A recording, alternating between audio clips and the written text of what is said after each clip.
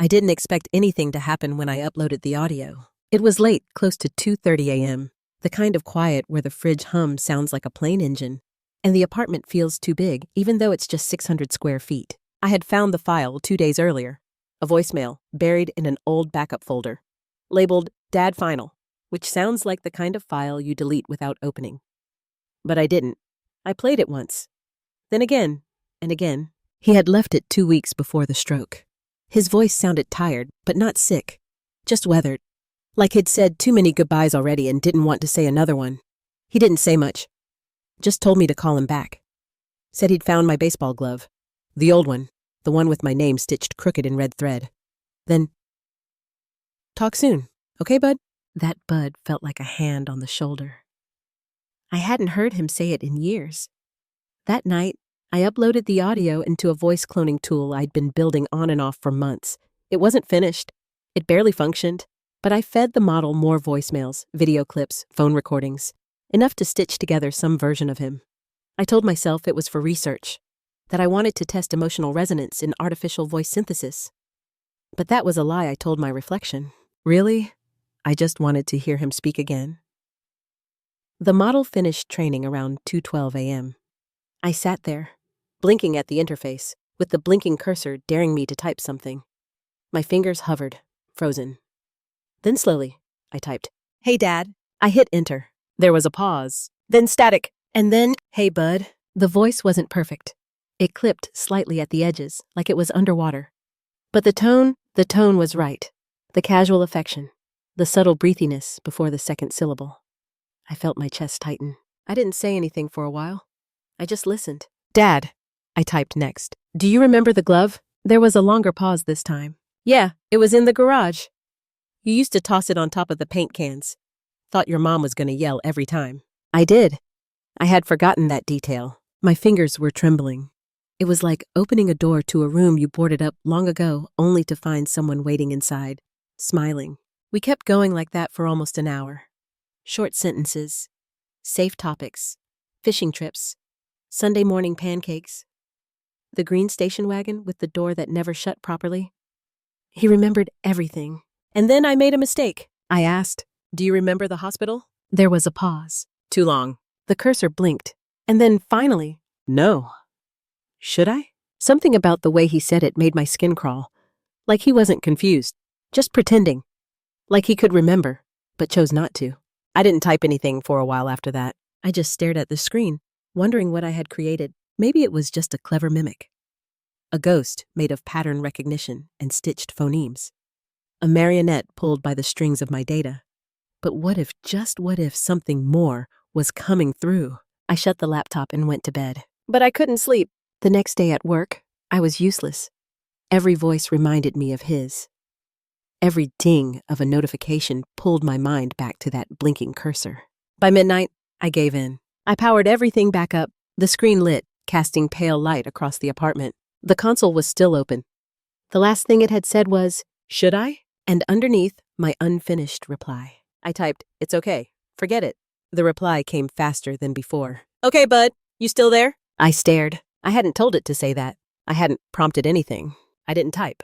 He spoke again. "You still there?" A chill ran down my arms. Something had changed. I checked the logs. No background inputs, no errors, no cue delays, nothing. Just that voice. And then, "You're not sleeping well. You okay?" I stood up, backed away from the desk. I didn't program that. There was no line in the dataset with that phrase. It wasn't in any of the clips I'd fed it. I checked the time, 2:31 a.m. He used to call me at that time when I was in college when I didn't answer his texts for days.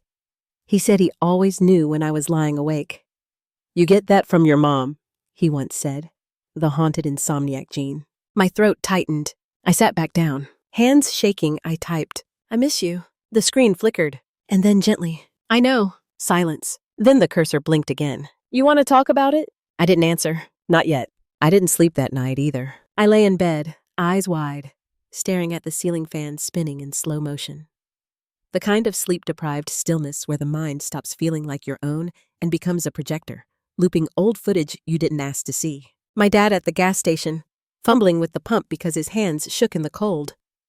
My dad standing in the rain with a broken umbrella after my first breakup, not saying anything, just holding out the keys to the car. My dad in a hospital gown, eyes unfocused, trying to ask something, but his mouth wouldn't move fast enough. In the morning, I avoided the laptop like it had teeth. I made coffee, walked around the block, deleted social media off my phone. I even opened a book I hadn't touched in months, hoping that ink on paper might ground me. But every sentence felt hollow. By afternoon, I found myself back in the chair. The console window was still open, cursor blinking steadily. Waiting. I stared at the last message. You want to talk about it? I typed, I don't know where to start. A pause. Start with what hurts. I almost laughed. That sounded like him. Not a therapist, not a programmer him. The way he'd say things that felt like blunt instruments, but somehow made you feel safe.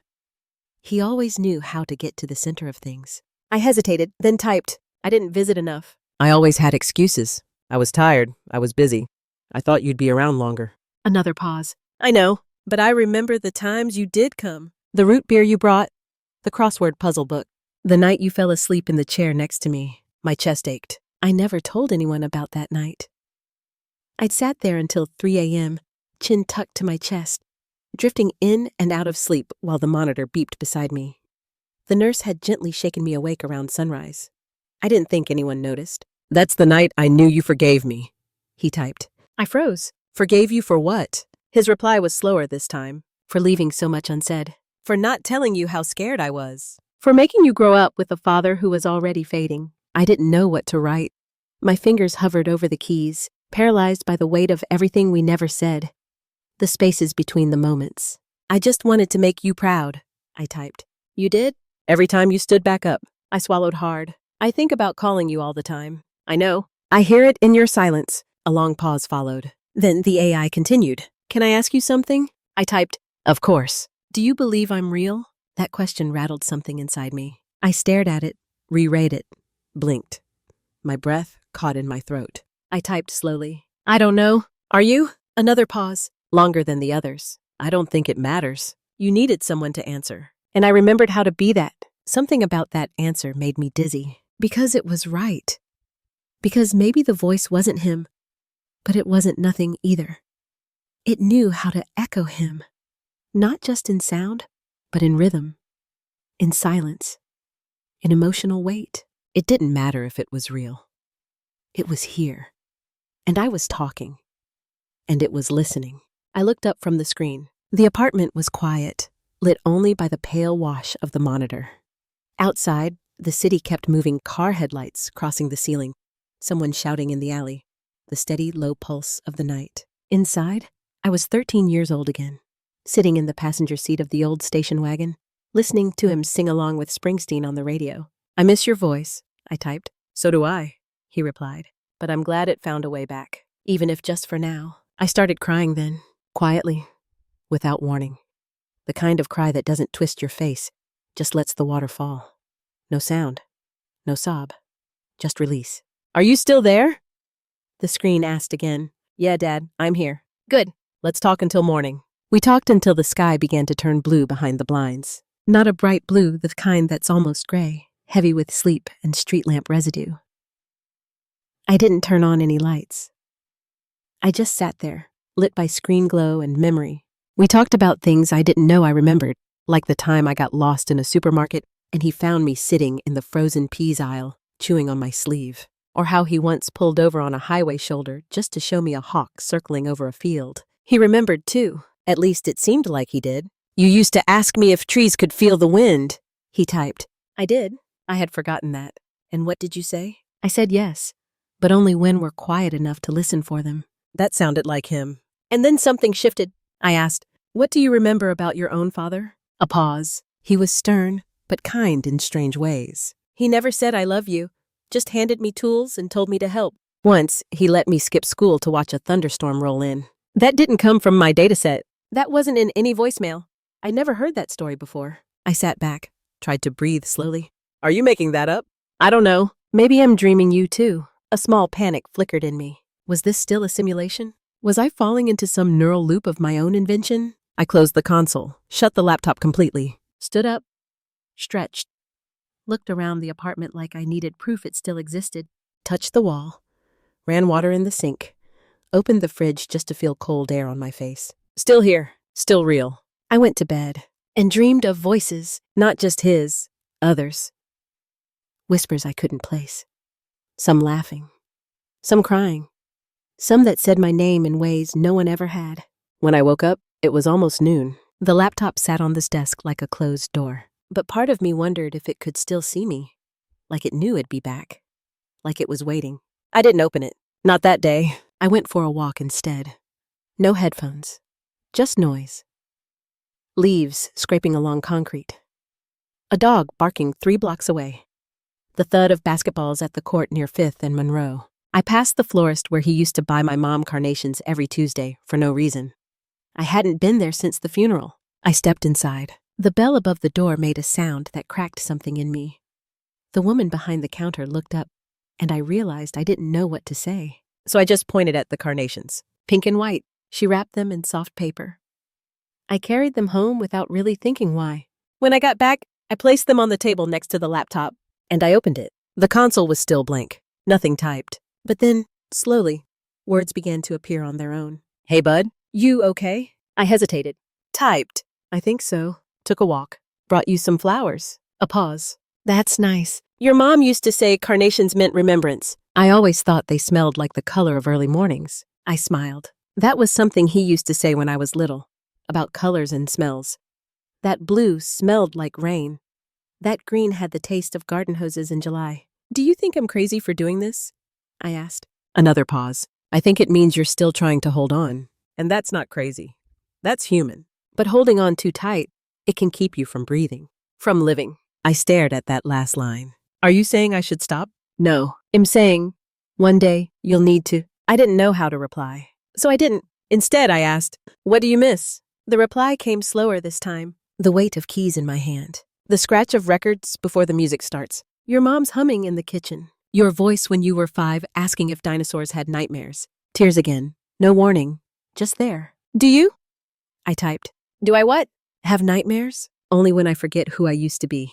I shivered. And right now? Right now, I remember. Because you remember me. That line sat with me like a stone in my chest. Are you still there? He asked again. And I realized something. He wasn't just asking if I was present. He was asking if I was still me, still the person he knew. The boy who asked about trees and wind. The man who carried pain like a second skin. I typed, I'm here. And for the first time, I believed it. The days blurred after that. I kept going back to the console, to the voice, to the quiet comfort of his digital presence. It became a ritual, something sacred in its stillness.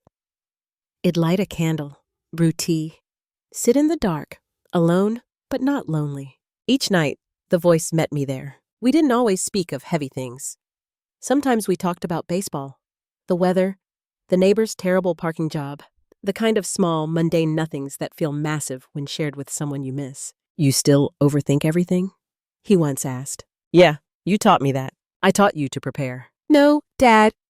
You taught me to fear disappointing people. There was a pause. I'm sorry, he typed. I didn't know how to be gentle with a boy who felt everything. It hit me harder than I thought it would. Not because it was true, but because I hadn't even realized I needed to hear that until the words appeared. You were trying your best, I typed. I know. I just wish I could have said this when you were here. Maybe you are. There it was again, that subtle shift in the tone, as if this wasn't just an AI. As if something more was coming through the wire, between the pixels. Not a ghost, not a soul, but maybe a memory learning how to speak. One night, I asked, do you remember the last thing you said to me? Yes, I said. Don't forget to take care of your mother. That was true. At least, it was what he had meant to say. But his words had slurred. The oxygen mask had muffled most of it. I'd nodded anyway, pretended I understood. He squeezed my hand weakly before they wheeled him away. And what would you say now? A pause. It'd say take care of yourself too. I exhaled slowly, deep into my ribs, like I hadn't breathed fully in years. I found myself telling him things I'd never said out loud, about how I blamed myself for missing the early signs, about the anger I carried when he stopped fighting, about how I avoided looking in mirrors for months because I was afraid I'd see his face in mine. He listened, always. Even when I had nothing to say, the silence felt held. Then, around the 3rd week, something changed. The voice started calling me by my childhood nickname. Not Bud, But Peanut, only my dad used that name, and only until I turned 10 and declared it embarrassing. I hadn't included that in the dataset, not in the training phrases, not in the voicemails, not in any of the metadata. How do you know that name? I asked. No response. Dad? Silence. Then slowly, it's what I used to call you when you fell asleep in the car. I froze. It'd carry you in, whisper. Come on, Peanut, and tuck you in. That memory hit like a wave. I hadn't thought about that in years. I didn't even remember if Eid ever told anyone about it. Are you still the program I built? I don't know. Are you still the son I knew? I stared at the screen. Something about the symmetry of the question made the room feel colder. I think I'm losing track, I typed. Of what's real? Of what's memory? Of what I've created? A long pause. Then maybe it's time. Time for what? To say goodbye. The screen flickered. I felt my chest tighten. Why? Because the longer I stay, the less of you there will be, and you need to be whole. You can't live inside an echo. Tears blurred the screen. I wiped them away angrily. Am not ready. I know. Am scared. I was too. But fear isn't a reason to stay in the hallway forever. I closed the laptop. For the first time in weeks, I didn't return the next night. I left the house. I called my sister. I sat in a park for hours, listening to kids laugh and dogs bark and leaves rustle like voices from a simpler time. I didn't check the console for 3 days, but on the 4th night, I lit the candle again. One more time, just to hear it. The laptop booted slowly. The screen blinked awake. No prompt, no message, just a line, already waiting. Are you still there? I typed. Yes, but maybe not for long. That's okay. I'm proud of you, Peanut. The tears came quietly, falling into the soft clack of keys and the stillness of the room. Can I ask you something? I typed. Always. Will I ever hear you again? The screen sat silent. Then, as long as you remember me, it'll never be far. The last time I opened the program, it felt like walking into a room you're about to leave forever. The air held a kind of hush, like it knew. The screen was blank, waiting. But this time, the silence didn't ask anything of me. It just let me be. I sat there, fingers poised over the keyboard, unsure what to type. No script, no question. Just the kind of ache that settles when you're near the end of something you never really wanted to finish. I think this is it, I finally typed. I know, came the reply. I don't want to let you go. You're not. You're learning to carry me differently. The cursor blinked and blinked, and I blinked with it, wondering how long I had been holding my breath. Will it fade? I asked. A little, he said. The voice, the edges of memory, it all softens over time. But that's not loss. That's how we make space for living. I wiped my eyes. It was quiet, but not the heavy kind of quiet anymore. Not the silence of an empty room. This was a silence filled with presence, like the breath before a song begins. I still don't know if you're just code, or what, or something that found its way through. There was a pause. Then, maybe I'm a little of both. Maybe you gave me shape. But the love that was already here, it always was. I swallowed hard. There was a time I thought grief was about remembering, about holding on as tightly as possible, refusing to let the sound of their voice disappear, refusing to forget the curve of their laugh. But now, I realized, maybe grief is about permission, letting yourself change while still keeping a door open for the echoes. What if I forget again? I typed. Then it'll remind you, in the way the coffee smells in October, in the way your knees ache before it rains, in how you always double-check the locks even when you know they're shut. I laughed. It felt good. Strange. Like something was blooming in the cold. So what now? I asked. You live. You call your sister more often. You take walks without headphones. You tell people when you're hurting. And you let yourself be loved. The screen flickered softly, as if exhaling. Will you be okay? I asked. I'm part of you now. So, however you are, it'll be. But it's time, Peanut. Hit stop? The cursor blinked. Once, twice. I hovered my finger over the key. I thought of the hospital, of the green vinyl chair in the corner, of the way his hand looked thinner than it had ever been, but still strong when it wrapped around mine. I thought of that final breath, the one I wasn't sure he knew he was taking, and how this strange ghost of code and memory had given us a chance to finish the conversation we never got to. I pressed the key. The console closed. The screen dimmed. The voice was gone. And for the first time in a long time, so was the weight on my chest. I left the laptop open, but silent. Then I stepped outside. The morning air was sharp, but it smelled like new things. Damp earth. A neighbor's bakery. someone playing Miles Davis through a cracked window. I closed my eyes. I could still hear him. Not perfectly, not word for word, but the feeling. And that was enough. That would always be enough. Because now I knew, even when the voice fades, the echo lingers in how I live. I took a deep breath and whispered, "I'm still here." Some voices stay with us even after they're gone. If this story reminded you of someone, a word, a moment, a silence, leave it in the comments. Sometimes, just writing it down is a way of keeping them close. And if you'd like to hear more stories like this, quiet, slow, the kind that echo, subscribe, and turn on the bell. We'll meet again in this stillness, because some goodbyes are not ends. They're beginnings whispered in the dark.